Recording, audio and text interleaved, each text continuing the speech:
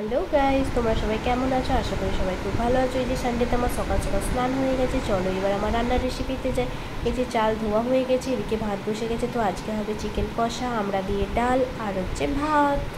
তো চলো এবার ডালটা ধুয়ে নেবো ভালো করে। ডালটা ধোয়া হয়ে গেলে গ্যাসের মধ্যে গ্যাসটা অন করে ডালটা বসিয়ে দেব।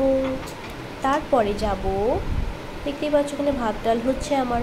তারপরে চিকেনটা ভালো করে ধুয়ে নেব। ধুয়ে নেওয়ার পর ওই চিকেনের মধ্যে একটু সরষের তেল দেব, হলুদ গুঁড়ো, লঙ্কা গুঁড়ো এবং পরিমাণ মতো নুন দিয়ে ভালো করে ওটাকে মাখিয়ে নেব। মাখিয়ে একটু কিছুক্ষণ ফ্রিজে বা সাইডে রেখে দেবো।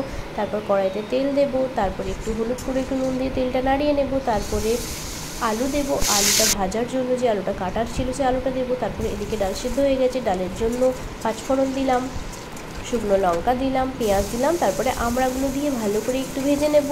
ভাজা হয়ে গেলে এবার ডালটা কী করব, ওর সাথে মিক্স করে দেব। তো ডালটা হয়েই গেছে প্রায়, ওটা একটু ফুটে গেলেই হয়ে যাবে। এদিকে আলুটাও সেদ্ধ হয়েই এসেছে প্রায়। তো ডালের মধ্যে একটু হলুদ গুঁড়ো, পরিমাণ মতো একটু নুন দিয়ে ভালো করে নাড়িয়ে নেব। তো তারপরে এদিকে চিকেন কষার জন্য এখানে তেল দিয়েছি, পেঁয়াজ কুচি দিয়েছি, তেজপাতা দিয়েছি অ্যান্ড তার সাথে দিয়েছি টমেটো কুচি। তারপরে দিলাম কি, আদা রসুন বাটা।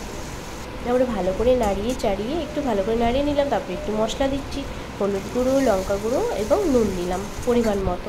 ভালো করে নাড়িয়ে নিলাম যতক্ষণ না মশলা থেকে তেল বেরোচ্ছে। তো মশলা থেকে তেল ছেড়েই এসেছে প্রায়। তারপরে চিকেনগুলো একে একে তুলে দিলাম। তারপরে এবার ভালো করে একটু নাড়াচাড়া করে দিচ্ছি। তোমরা দেখতেই পাচ্ছ চিকেনটা খুব ভালোভাবেই নাড়াচাড়া হচ্ছে। তো এদিকে আমার ভাতও হয়ে গেছে। চিকেনটা আরও একটু ভালোভাবে নাড়িয়ে নেব। যে তেল বেরিয়ে এসেছে, এবার আলুগুলো দিলাম, 1 কাপ মতো জল দিলাম, দিয়ে একটু আলুর সাথে একটু চিকেনটা মিক্স হবে ভালো মতো, তার জন্য একটু ফুটবে। তো আমার চিকেন রেডি।